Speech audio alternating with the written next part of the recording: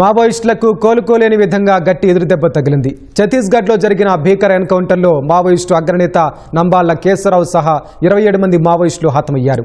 నంబాళ్ల మృతిని కేంద్ర హోంమంత్రి అమిత్ షా ఎక్స్లో ప్రకటించారు. వచ్చే ఏడాది మార్చి 31 కల్లా మావోయిస్టులను అంతమొందిస్తామని పునరుద్ఘాటించారు. మరోవైపు ఎదురుకాల్పులో పోలీస్ సహాయకుడు మృతి చెందడంతో పాటు ఓ జవాను గాయపడినట్లు ఛత్తీస్గఢ్ హోంమంత్రి విజయ్ శర్మ ప్రకటించారు. మావోయిస్టు పార్టీకి ఎవరూ ఊహించని విధంగా కోలుకోలేని గట్టి దెబ్బ తగిలింది. ఛత్తీస్గఢ్లోని నారాయణపూర్ జిల్లాలో జరిగిన భీకర ఎదురుకాల్పుల్లో మావోయిస్టు పార్టీ ప్రధాన కార్యదర్శి నంబాళ్ల కేశవరావు అలియాస్ బసవరాజు అలియాస్ గగన్న హతమయ్యారు. ఈ విషయాన్ని కేంద్ర హోంశాఖ మంత్రి అమిత్ షా సామాజిక మాధ్యమం ఎక్స్లో ధృవీకరించారు.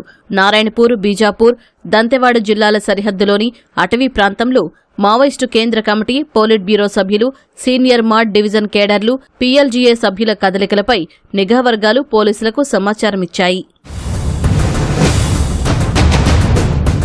నారాయణపూర్, దంతెవాడ, బీజాపూర్, కొండగావ్కు చెందిన డీఆర్జీ సిబ్బంది ఈ ప్రాంతంలో 2 రోజుల క్రితం భారీ ఆపరేషన్ ప్రారంభించారు. ఈ క్రమంలో మావోయిస్టులు తారసపడటంతో ఇరువైపులా పరస్పరం కాల్పులు జరిగినట్లు అధికారులు తెలిపారు.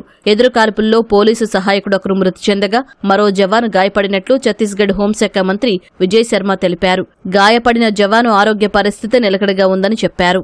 ఇటీవల ఛత్తీస్గఢ్, తెలంగాణ సరిహద్దుల్లోని కరేగుట్టలో 24 రోజుల పాటు జరిగిన ఆపరేషన్లో 31 మంది మావోయిస్టులు హతమయ్యారు. వారిలో 16 మంది మహిళలు కూడా ఉన్నారు.